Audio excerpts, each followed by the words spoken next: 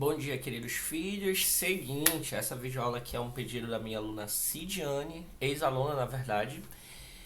E é uma questão do PSC envolvendo Lei de Colômbia e algumas outras coisinhas mais do primeiro ano. E aí ela pediu para eu resolver e aí eu vou fazer esse vídeo resolvendo, tá? E aí, claro, vai ser de bastante proveito para vocês, porque parte do interesse de vocês é preparar-se para o vestibular, né?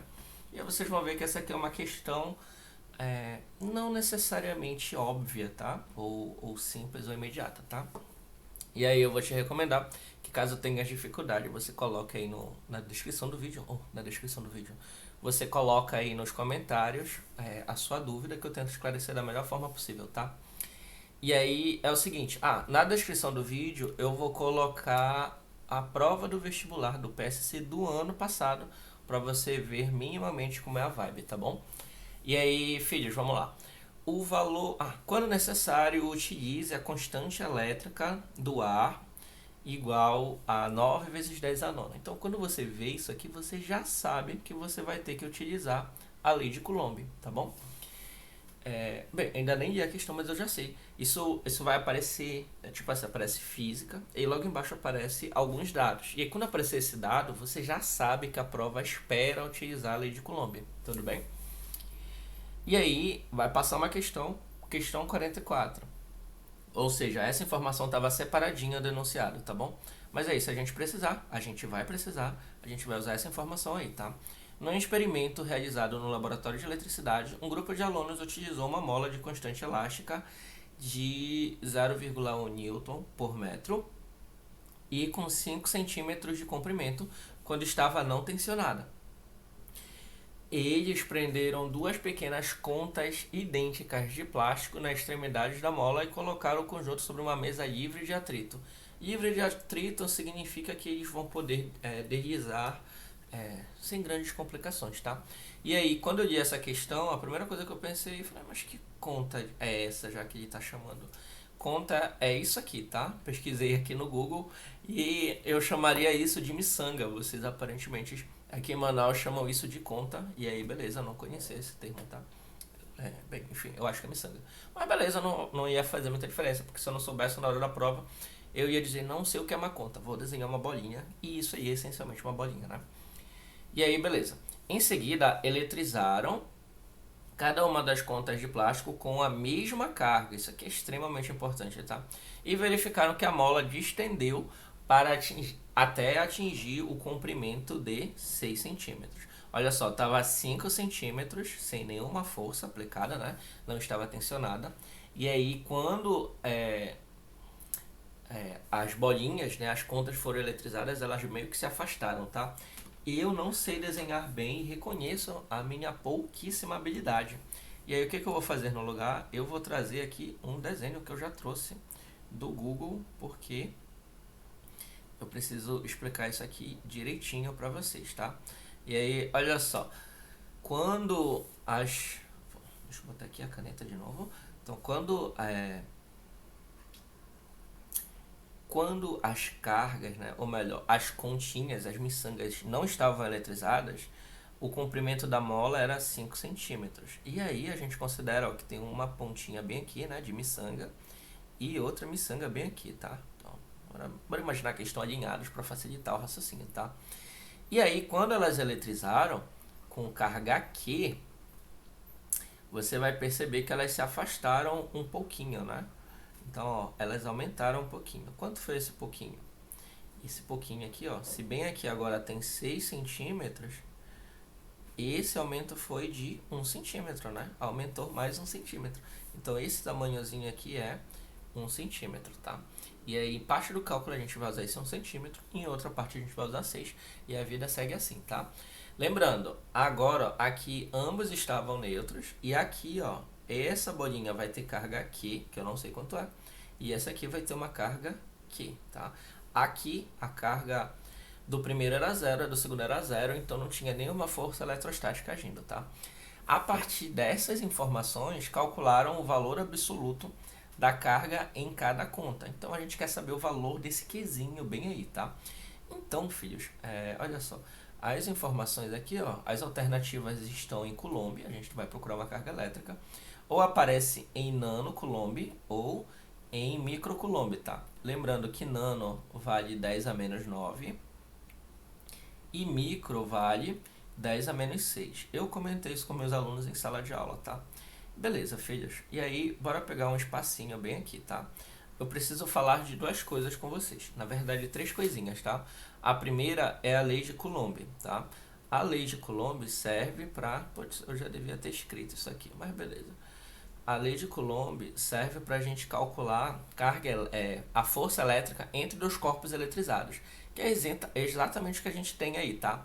E aí a força elétrica, pela lei de Coulomb, vai ter essa carinha aqui, ó, K0. Inclusive, a minha última videoaula para terceiro ano aqui no canal foi sobre... Eu fiz questões de lei de Coulomb, tá? Eu vou deixar o link aí no card, vou deixar no final do vídeo e vou deixar na descrição para você não se perder. E aí, filhos, aqui a gente teria o produto das cargas, e nesse caso vai ser Q vezes Q. Tá? E aí você já vai copiando de modo a facilitar o seu problema, tá? A sua vida. E aqui seria a distância ao quadrado, tá? Beleza? Então, essa aqui é a lei de Coulomb. A gente já falou sobre ela aqui no canal, tá? E aí, qualquer coisa, é claro, se você se perder, você me pergunta, tá? A outra coisa que eu preciso falar para vocês é a força da mola, tá? Ou força elástica.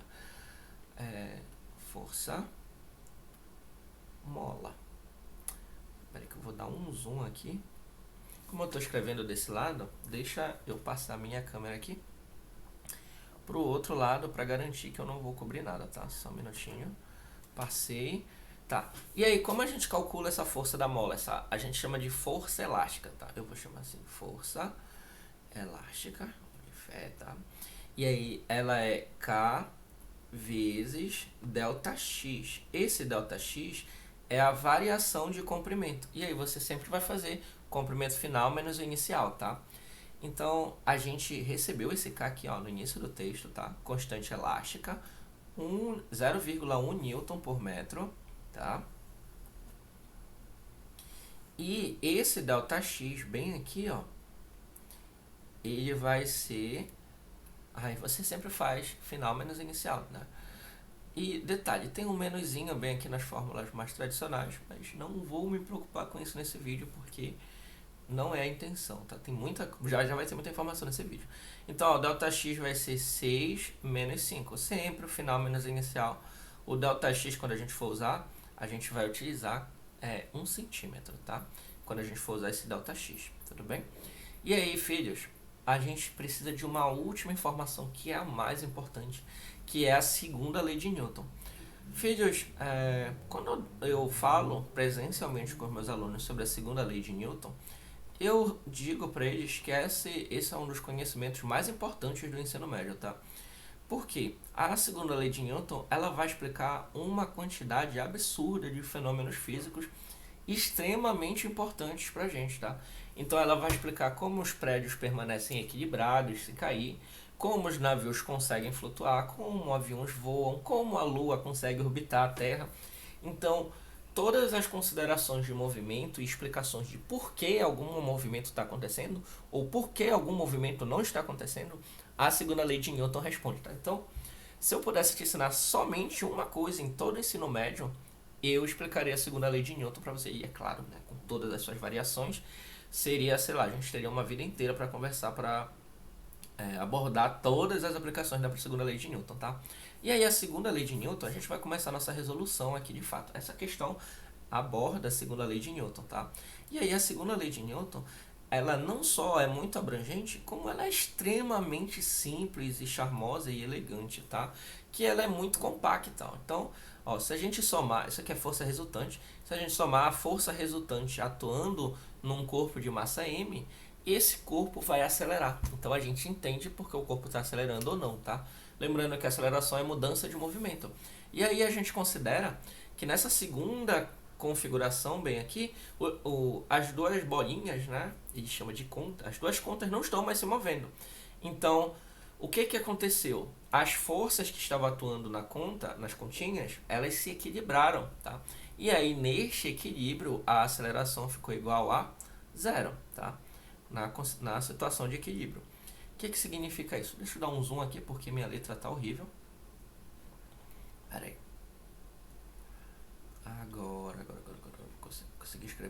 tá? Qualquer coisa a gente vai linha por linha, tá? E aí, olha só, filhos, a gente tem uma consideração aqui interessante. Então, olha só, a força resultante vai ser igual a zero. Isso aqui é uma condição de equilíbrio, tá? Significa que se a gente somar todas as forças atuando nessas bolinhas, a gente vai ter a resultante igual a zero. Então, bora somar as forças. A primeira força que está atuando aqui é a força elétrica, que surgiu assim que eu eletrizei as bolinhas, tá? Então, essa força elétrica, ela está empurrando aqui essa conchinha para a direita. Como eu sei que é para a direita? Primeiro, eles receberam cargas idênticas, não é isso que o texto fala? Ó, mesma carga, tá? E aí, como eu sei também que é de mesmo sinal, não somente mesmo módulo. Tem que ser de mesmo sinal porque a mola se distende, tá? Então tem que ter uma força puxando a mola desse jeito. Que se não tiver, né? Tipo, se as cargas fossem diferentes, elas iriam se atrair. Então a mola iria se comprimir. Como a mola se distendeu, significa que tem uma força de repulsão entre essas duas cargas, beleza? Espero que sim. Muito estranho. Muito estranho falar beleza e você não tá aqui pra responder. Responde aí, mano. Sim. E aí, ó, essa força elétrica aqui, tá? Que eu chamei de força elétrica assim, ela vai ser equilibrada por uma outra força, que é a força da mola, que vai estar por... Opa. Pera aí que eu desenho. Nossa, desenho tortíssimo. Só um minuto. Tá, alinhei aqui. Tá. A força da mola que vai estar empurrando, ou melhor, que vai estar puxando a ponta nessa outra direção aqui, tá? E aí o que significa isso, filhos? Significa que a força elétrica vai ser equilibrada pela força elástica dessa mola aí, tá? Então como a gente vai escrever isso, tá? Ó, para a direita, vamos voltar para o azul. Para a direita, a gente tem a força elétrica, e aí a gente vai considerar ela positiva, e tanto faz quem você considerasse positiva. E aí, como a força elástica está na direção, no sentido contrário, a gente vai dar um sinal contrário, tá? Então, menos aqui, força elástica, tá bom? Beleza, perfeito. E aí, o que a gente pode dizer disso aqui? Tipo, quando a gente fizer essa diferença, isso vai dar zero, tá? Lembrando, isso aqui está positivo porque está indo para a direita. E para gerar esse equilíbrio, a força elástica tem que estar por outro lado para equilibrar a força elétrica, tá bom? Beleza. E aí, para finalizar o cálculo, né? Para começar a colocar os números aqui, a gente pode escrever desse jeitinho aqui, ó. Força elétrica passa a força elástica para o outro lado, vai ser igual a força elástica, beleza? E aí, filhos, a gente vai começar a tornar o problema mais complexo. Como agora a gente vai utilizar aqui a lei de Coulomb para escrever, e nota que é na lei de Coulomb que a gente vai ter informações das cargas, beleza? Que é o que a gente está procurando, e a gente também vai colocar informações da força da mola, tá bom? E aí a gente não vai se preocupar com o sinal, tá? Não se preocupe com o sinal lá. E aí, ó, beleza. O que a gente tem da lei de Coulomb? A gente tem constante constante eletrostática, o produto das cargas. E aí, olha só, como essas cargas são iguais, na próxima linha eu já vou escrever como sendo Q ao quadrado, tá? Dividido pela distância ao quadrado, tá? E aí essa distância, filhos, essa distância é a distância entre as duas cargas, tá? Então, isso aqui, ó, esse 6 é a distância, tá? A gente vai ver daqui a pouquinho que a gente vai utilizar o deslocamento da mola. O deslocamento da mola é esse pedacinho aqui, e esse pedacinho vale 1, tá? Beleza, vamos voltar lá. E aí, o que a gente vai fazer agora? Informações sobre a mola. Isso aqui vai ser a constante elástica. Essa informação foi dada no texto, tá? Vezes o deslocamento ΔX. E aí, filhos, próxima linha, a gente vai substituir os valores numéricos, tá? Então, primeiro valor numérico, constante eletrostática. 9 vezes 10 a nona. Beleza. Aonde tinha Q, eu vou colocar Q ao quadrado. Eu espero que você não se confunda aqui, que meu 9 está aparecendo um Q. Beleza. Aonde tinha distância, eu vou colocar 6. Só que essa informação tem que estar em metros na fórmula, e ali está em centímetros. Então, eu posso jogar um 10 a menos 2, tá? Eu acredito que eu fiz problemas assim contigo, tá? Beleza? Perfeito. ao quadrado, tá? Esse quadrado aqui é da fórmula, esse 10 a menos 2 é de centímetro, tá? E isso aqui tem que ser igual à constante elástica, eu não lembro mais quanto é. Perdão, bora voltar lá pro texto. Ah, também aqui, ó. Constante elástica, 0,1 newton por metro. E aí, nota, a gente vai utilizar a informação... Por que a gente não usa 6 centímetros? Porque, olha só, o outro lado da informação está em metros. Então, a gente tem que usar em metros também, tá? Tudo tem que ficar em metros. E aí, pra gente corrigir isso, a gente joga um 10 a menos 2 lá. Pera aí, que eu me perdi de novo. Bem aqui. Pronto. E aí, vai ficar aqui 0,1. Em vez de escrever 0,1, eu posso escrever 10 a menos 1, tá? Filhos, se vocês precisarem de uma videoaula sobre potência de base 10, por favor, me peçam, tá? Enquanto vocês não pedirem, vou considerar que vocês têm outras preocupações mais urgentes. Beleza, e agora o ΔX. E o ΔX é 1 ou 10 centímetros, eu não lembro. Pera aí. Tá, era 5 centímetros a inicial, 6 centímetros a final, e aí o deslocamento vai ser 1 centímetro, né? Eu coloquei aqui isso? Tá, coloquei aí 1 centímetro. Então, mais uma vez, eu não posso colocar a informação em centímetros. Eu vou colocar em metros, e aí eu coloco 10 a menos 2 bem aqui, ó. 10 a menos 2, pronto. Não se preocupe com unidade, as coisas vão se encaixando, tá? E aí, olha só, eu já posso fazer aqui, ó. 10 a menos 1 com 10 a menos 2 vai dar 10 a menos 3. E aí, nota, a gente chegou num momento que a gente só tá trabalhando agora com os números, tá? Então é um problema de matemática aqui bonitinho, tá? Beleza, eu vou passar esse... Não, eu vou resolver aqui embaixo, né? Olha só, então eu vou passar isso aqui, ó.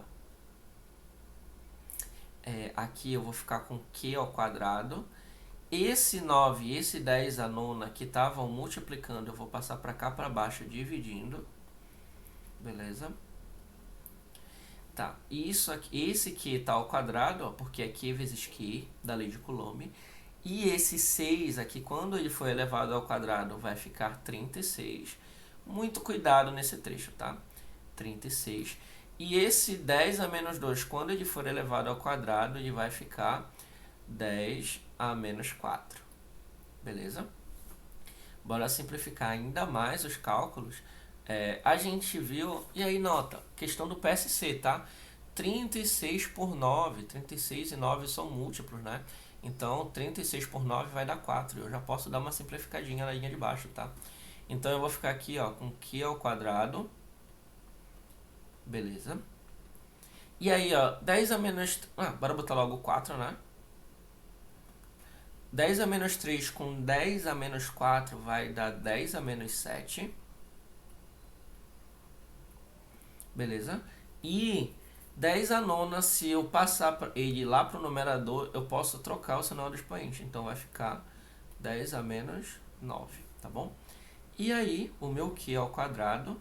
Putz, eu espero que vocês estejam vendo aqui. O meu Q ao quadrado vai ficar igual a 4 vezes, repete base e soma os expoentes, 10 a menos 16, tá? E aí, filhos, eu não sei como a professora de matemática faz isso, tá? Vamos tentar isso aqui. A gente pode jogar a raiz dos dois lados da igualdade, ou você pode considerar que esse quadrado passou para o outro lado em forma de raiz, tá? Então, esse raiz corta com esse quadrado. E a gente vai ficar com isso aqui, ó. A carga, que é o que a gente está procurando, tá? Bora continuar para cá pro lado. Vai ser igual... Raiz de 4 vai ficar 2.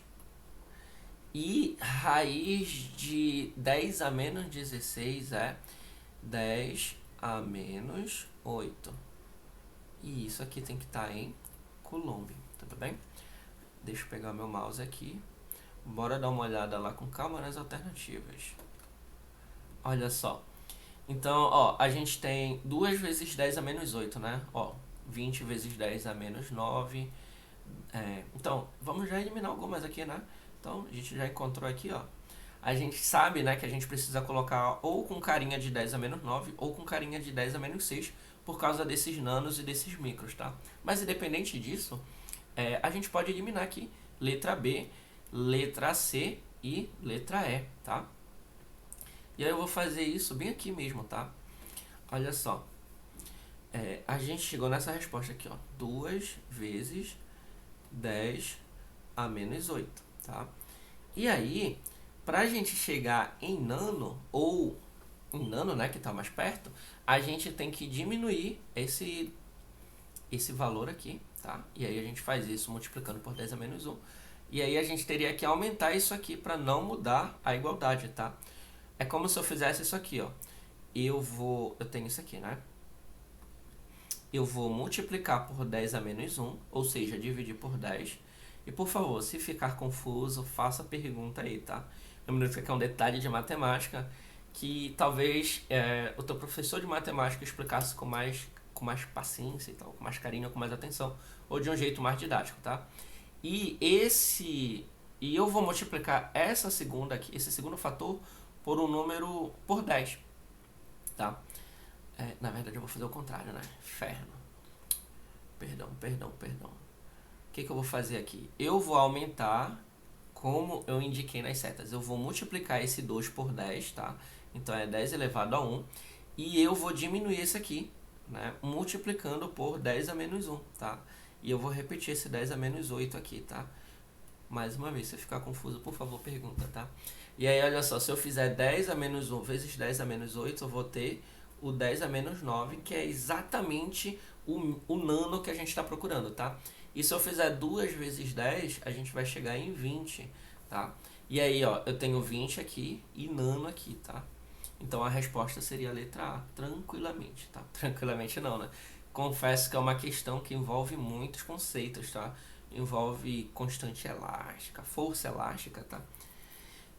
Peraí, ficou... Tá, a carga vai ficar igual a 20 vezes...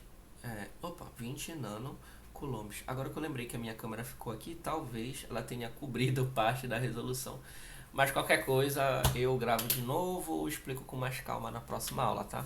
E putz, se você perdeu alguma parte da explicação, quer que eu faça uma videoaula específica para alguma dificuldade que você teve nesse vídeo, deixa eu dar um zoom out aqui para você dar uma olhada no panorama geral que eu fiz. Eu espero que não tenha ficado muito bagunçado para você. Deixa eu só dar mais um zoom out. Beleza. Essa aqui foi a resolução. Eu vou lembrar de deixar isso aqui um pouquinho mais organizado nas próximas aulas. Dá uma lida com calma. Eu vou deixar essa apresentação aqui na descrição para você ler com calma, tá? Se teve alguma parte do cálculo que você não entendeu, pergunta aí. E aí eu tento até produzir uma videoaula específica para tua dificuldade. E é isso, tá? Se sentir dificuldade, conte comigo, tá? Bem, é isso. Grande abraço e bons estudos. E eu espero que a aula tenha sido proveitosa. Até mais, alunos.